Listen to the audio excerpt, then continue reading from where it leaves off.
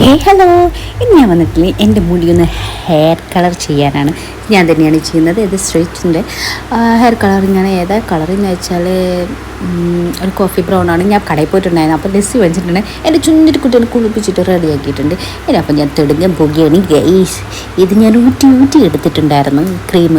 പിന്നെ അതിൻ്റെ സാധനങ്ങൾ ഞാനിത് ഫസ്റ്റ് സ്റ്റെപ്പാണ് കേട്ടോ. അപ്പോൾ ഞാൻ നന്നായിട്ട് അങ്ങോട്ട് മിക്സ് ചെയ്ത് ഞാൻ സെക്ഷൻ എടുത്തു. ഈ ഡ്രസ്സ് ഞാൻ മോളെ പ്രഗ്നൻ്റ് ആയിരിക്കുമ്പോൾ സ്റ്റിച്ച് ചെയ്തതാണ്.